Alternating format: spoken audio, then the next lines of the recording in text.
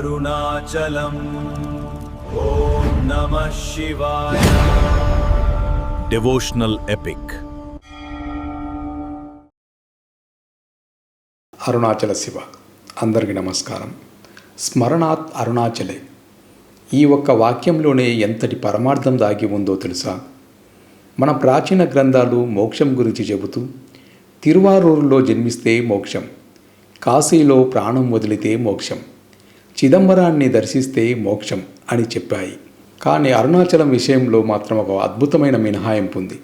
మీరు అక్కడ పుట్టక్కర్లేదు, చనిపోనక్కర్లేదు, కనీసం దర్శించనక్కర్లేదు. కేవలం మనసులో అరుణాచల శివ అని స్మరిస్తే చాలు మోక్షం లభిస్తుంది. అంతటి శక్తివంతమైన క్షేత్రం అరుణాచలం. అరుణాచలం ఓం నమః శివాయ.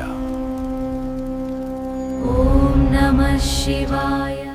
అసలు ఒక కొండను స్మరిస్తే మోక్షం ఎలా లభిస్తుంది? గిరి ప్రదక్షిణ వెనుక ఉన్న ఆ సంచార సమాధి రహస్యం ఏమిటో ఇప్పుడు తెలుసుకుందాం. భగవాన్ రమణ మహర్షి దీన్ని వివరించడానికి ఒక అద్భుతమైన ఉదాహరణ చెప్పారు. అదేమిటంటే, ఒక ఎద్దును స్తంభంకు తాడుతో కడితే ఆ ఎద్దు స్తంభం చుట్టూ తిరిగి తిరిగి ఎలా అయితే ఆ తాడు తిరిగే కొద్దీ దగ్గరకు చుట్టుకుపోయి ఎద్దు ఒకే చోట ఉండిపోతుంది. అలాగే భక్తులు ఈ కొండ చుట్టూ తిరిగే కొద్దీ వారి మనసులోని అల్లకల్లోలమైన ఆలోచనలు తగ్గిపోయి మెల్లగా వారి ఆత్మవైపు లాగబడతారు. అంటే ఇది మనసును దారంలా చుట్టివేయడం. గిరి ప్రదక్షిణ ఒట్టి పాదాలతోనే ఎందుకు చేయాలి? అరుణాచల పర్వతం అగ్నిశిలలతో కూడి ఉన్నది. ఈ రాళ్ళ నుండి ఒక ప్రత్యేకమైన భౌగోళిక అయస్కాంత క్షేత్రం విడుదలవుతుంది. మీరు ఒట్టి పాదాలతో నడుస్తున్నప్పుడు భూమితో ఏర్పడే ఆ స్పర్శ వల్ల శరీరంలో పేరుకుపోయిన ఫ్రీ రాడికల్స్ న్యూట్రలైజ్ అయిపోతాయి. కొండపై ఉండే వేల రకాల అరుదైన ఔషధ మొక్కలను తాకి వచ్చే గాలి మన ఊపిరితిత్తుల్లోకి వెళ్తుంది. ఇది మన నరాల వ్యవస్థపై నేరుగా పనిచేసి ఒత్తిడిని కలిగించే కార్టిసోల్ లెవెల్స్ను అమాంతం తగ్గించేస్తుంది. ఇటు శారీరకంగా అటు మానసికంగా ఒక గొప్ప హీలింగ్ ఇక్కడ జరుగుతుంది. అయితే ఇక్కడ ఒక ముఖ్యమైన విషయం మాట్లాడుకోవాలి. ఈ 14 కిలోమీటర్ల మార్గము ఒక పక్కా వాస్తు ప్రణాళికతో రూపొందించబడిన శక్తి వలయం. ఈ శక్తి వలయంలోనే అష్టలింగాలు ఉంటాయి. అవి ఇంద్రలింగం, అగ్నిలింగం, యమలింగం, నైరుతిలింగం, వరుణలింగం, వాయులింగం, కుబేర మరియు ఈశాన్య లింగాలు. అయితే ఇక్కడ మీకు ఒక అనుమానం రావచ్చు. ఇక్కడ కొండ ఎలాగూ శివుడే కదా, మళ్ళీ ఈ లింగాలు ఎందుకు అంటే, ఈ 8 లింగాలు 8 రకాల కాస్మిక్ పోర్టల్స్ లాంటివి. ఈ కొండను ఒక బ్రహ్మాండమైన యంత్రంగా భావిస్తే ఆ యంత్రానికి ఉన్న 8 శక్తి కేంద్రాలే ఈ లింగాలు. మన దేహంలోని మనసులోని ఒక్కో రకమైన కర్మను ఇవి తొలగిస్తాయి. ఉదాహరణకు ఆగ్నేయ దిశలోని అగ్నిలింగం మీ దీర్ఘకాలిక రోగాలను దయించి వేస్తే, యమలింగం మీలో ఉన్న మరణ భయాన్ని పోగొడుతుంది. ప్రతి లింగం దగ్గర మీ శరీరంలోని ఒక్కో చక్రం బ్యాలెన్స్ చేయబడుతుంది. ఈ లింగాల గురించి మరింత లోతుగా తర్వాత వీడియోలలో తెలుసుకుందాం. ఇలా ఒక్కో దిక్కు ఒక్కో మానసిక భారాన్ని తొలగిస్తుంది. గిరి ప్రదక్షిణ చేసేటప్పుడు భౌతికంగా కదిలేది మన దేహమే అయినా ఈ అష్టలింగాల దర్శనం వల్ల మన అంతరంగిక శక్తి కేంద్రాలు అంటే శరీరంలోని చక్రాలు క్రమబద్ధీకరించబడతాయి. చక్రాలను బ్యాలెన్స్ చేయడమే కాకుండా వాస్తుశాస్త్రం, ప్రాణశక్తి, భౌగోళిక అయస్కాంత క్షేత్రం అన్నీ ఒకే చోట కలుస్తాయి. ఒక్కో లింగం దగ్గర ఒక్కో కర్మ కరిగిపోతుందన్నమాట. అరుణాచలాన్ని రమణులు ఒక గొప్ప అయస్కాంతంతో పోల్చారు. ఇనుప ముక్కను అయస్కాంతం దగ్గరికి తీసుకెళ్తే ఇనుము తన స్వభావాన్ని వదిలేసి అయస్కాంత శక్తికి లోబడుతుంది. అలాగే పదే పదే గిరిని దర్శిస్తూ చుట్టూ తిరుగుతున్నప్పుడు కొండవైపు మనసు లగ్నమై లోపల ఉన్న ప్రాపంచిక ఆలోచనలు, అహంకారం వాటంతట అవే దగ్ధమైపోతాయి. అందుకే ఇది బయట ప్రపంచంలో జరిగే ప్రయాణం కాదు, మన లోపలికి మనం చేసే ప్రయాణం. అయితే ఇప్పుడు కర్మలు కరిగాయి, మైండ్ ఖాళీ అయింది, మరి మోక్షం వచ్చినట్లేనా అంటే ఇక్కడే అసలైన ట్విస్ట్ ఉంది. మనలో ఎక్కడో ఒక మూల అహంకారం ఉంటుంది. అహంకారం పోతేనే మోక్షం. అయితే మనిషిలోని ఆ చివరి అహంకారాన్ని కూడా క్షీణింపజేసే ఒక అద్భుతమైన ఘట్టం ఈ ప్రయాణంలో ఉంది. సాధారణంగా లోకంలో అహంకారం అంటే నాకే అన్ని తెలుసు, నాకే అంతా ఉంది అనుకునే గర్వం అని అనుకుంటాం. కానీ ఆధ్యాత్మిక పరిభాషలో అహంకారం అంటే అది కాదు. నేను ఈ దేహాన్ని, నేను ఈ మనసును అని భ్రమపడడమే అసలైన అహంకారం. అంటే ఈ శరీరమే నేను అనే అజ్ఞానం.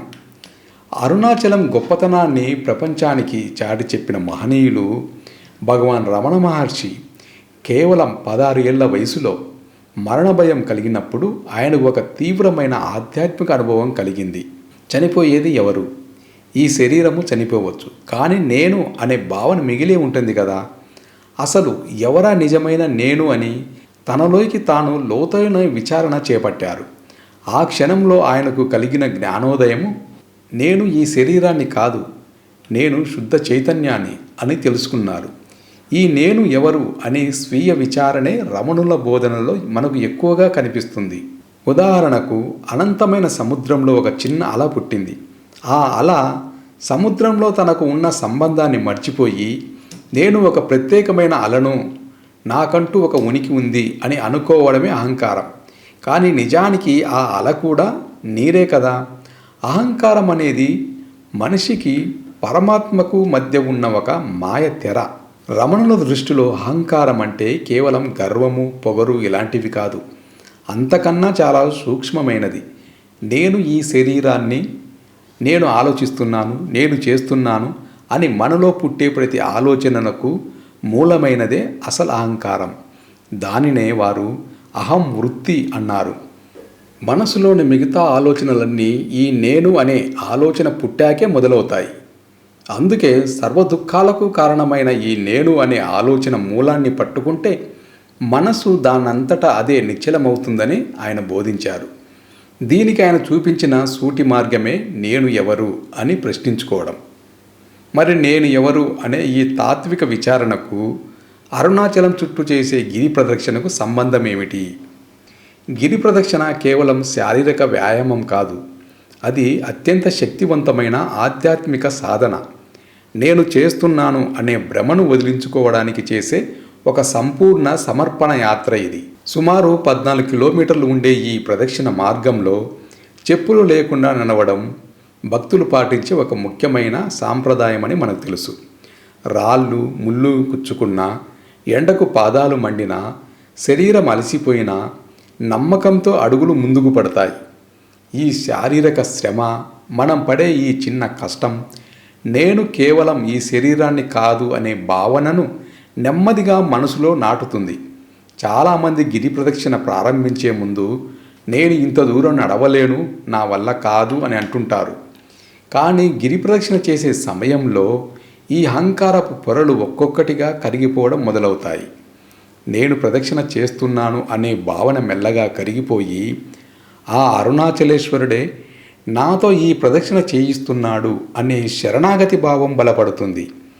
ఇదే అహంకారం కరగడంలో అసలు రహస్యం. ఒకసారి ఎవరో భక్తుడు రమణ మహర్షిని అడిగాడట, స్వామి, వాహనంలో ప్రదక్షిణ చేయవచ్చా అని. దానికి మహర్షి చిరునవ్వుతో, చేయవచ్చు, కానీ పుణ్యం నీకా వాహనానికా అని అడిగారని చెబుతారు. దీన్ని బట్టి ఈ యాత్రలో శారీరక భాగస్వామ్యము, సమర్పణ భావం ఎంత ముఖ్యమో మనకు అర్థమవుతుంది.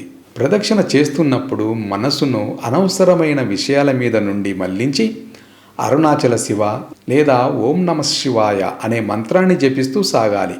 ఇలా చేయడం వల్ల మన దృష్టి మన మీద నుండి, మన సమస్యల నుండి తొలగిపోయి ఆ కొండ రూపంలో ఉన్న పరమాత్ముని వైపు మల్లుతుంది. అరుణాచలం కేవలం రాయి రప్పలతో నిండిన ఒక భౌతికమైన కొండ కాదు. రమణుల దృష్టిలో అది సాక్షాత్తు శివస్వరూపం, కదలని జ్ఞానాగ్ని.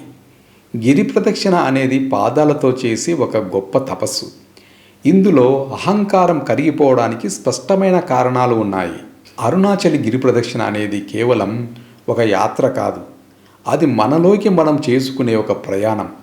మన అహంకారాన్ని ఆ జ్ఞానాగ్నికి ఆహుతి చేసి మన నిజస్వరూపాన్ని మనం తెలుసుకోవడానికి సహాయపడే ఒక గొప్ప ఆధ్యాత్మిక సాధన. ఈ ప్రదక్షిణ చేయడం వల్ల గత జన్మల కర్మ ఫలాలు నశించి మోక్షం సిద్ధిస్తుందని ప్రగాఢ విశ్వాసం. ఒక మంచుగడ్డను తీసుకెళ్లి సముద్రంలో వేస్తే అది మెల్లగా కరిగి తన ఉనికిని కోల్పోయి మహాసముద్రంలో కలిసిపోతుంది. అప్పుడు అది కూడా సముద్రంగా మారిపోతుంది. గిరి ప్రదక్షిణ చేసే ప్రతి భక్తుడి పరిస్థితి అంతే. ఆత్మవిచారం, శివనామ స్మరణతో సాగే ప్రతి అడుగు అహంకారాన్ని కరిగించి అనంతమైన శివతత్వంలో ఐక్యం చేస్తుంది. రమణ మహర్షి చెప్పినట్లు బయట చేసే పనులు మనల్ని సిద్ధం చేస్తాయి, కానీ అసలైన మార్పు మన అంతరంగంలోనే జరగాలి. గిరి ప్రదక్షిణలో మనం వేసే ప్రతి అడుగులో నేను కాదు అంతా నువ్వే అరుణాచల అనే సమర్పణ భావాన్ని నింపుకున్నప్పుడు ఆ అరుణాచలేశ్వరుని కరుణ మనపై వర్షిస్తుంది. ఆ కొండ చుట్టూ తిరగడం అంటే మన అహంకారం చుట్టూ మనం తిరగడమే కాదు, మన నిజ కేంద్రమైన ఆత్మ చుట్టూ మనం తిరగడం. అందుకే అంటారు, అరుణాచలం వెళ్ళడం అంటే గుడికి వెళ్ళడం కాదు, మన ఇంటికి మనం తిరిగి వెళ్ళడం అని. బహుశా అందుకేనేమో చాలామందికి అరుణాచలం వచ్చి తిరిగి వాళ్ళ ఊరికి వెళ్ళేటప్పుడు కన్నీళ్లు పెట్టుకున్న వాళ్ళు చాలామంది ఉన్నారు. కొండ ఇక్కడ కదలకుండా సంపూర్ణ నిశ్శబ్దంగా స్థిరంగా ఉంటుంది. కానీ ఆ స్థిరత్వాన్ని, ఆ నిశ్శబ్దాన్ని మనం చేరుకోవాలంటే మాత్రం మనం గంటల తరబడి నిరంతరంగా నడుస్తూనే ఉండాలి. అంటే మన కదలిక ద్వారానే కదలిక లేని స్థితిని మనం చేరుకుంటాం. అసలైన విముక్తి మనకు ఎక్కడో ఆకాశంలో లేదు.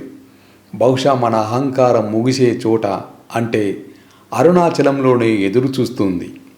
ఆలోచించండి, మీలో ఎవరైనా అరుణాచల గిరి ప్రదక్షిణ చేసి ఉంటే మీకు కలిగిన అద్భుతమైన అనుభూతిని కామెంట్స్లో మాతో పంచుకోండి. మీ అనుభవాలు ఇతరులకు ఖచ్చితంగా స్ఫూర్తినిస్తాయి. ఇలాంటి మరిన్ని లోతైన ఆధ్యాత్మిక విశ్లేషణల కోసం మన ఛానల్ను సబ్స్క్రైబ్ చేసుకోవడం మర్చిపోకండి. అరుణాచల శివ.